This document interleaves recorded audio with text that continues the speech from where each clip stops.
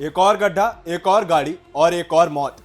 दिल्ली में कैलाशपुरी निवासी कमल की खुले गड्ढे में गिरने से मौत हो गई।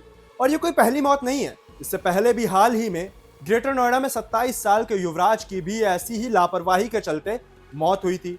हालांकि उसके बाद क्या हुआ वो आपको नहीं पता होगा, क्योंकि प्रशासन ने अपनी कमी छुपाने के लिए इस पूरे मामले को ठंडे बस्ते में डाल दिया। खैर, इस पर भी आएंगे। फिलहाल कमल के मामले में परिजन पूरी रात थानों के चक्कर लगाते रहे, लेकिन शिकायत दर्ज नहीं हुई। सुबह गड्ढे में उसका शव मिला। परिजन जल बोर्ड की लापरवाही और पुलिस की ढिलाई पर सवाल उठा रहे हैं।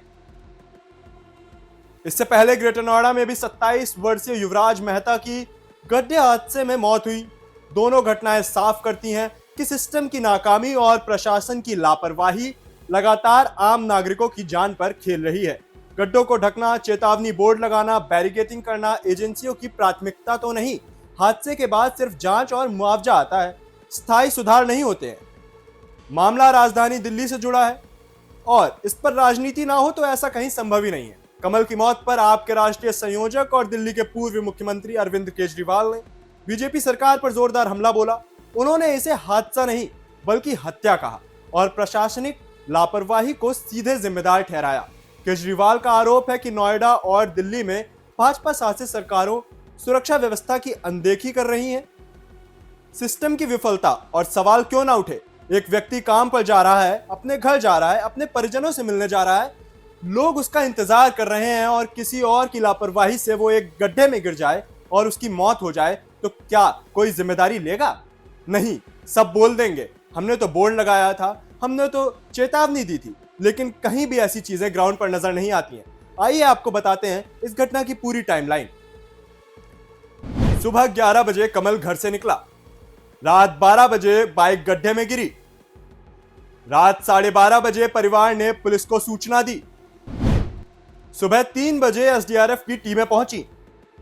सुबह 4 बजे शव निकाला गया। बैरिकेडिंग कहां थी?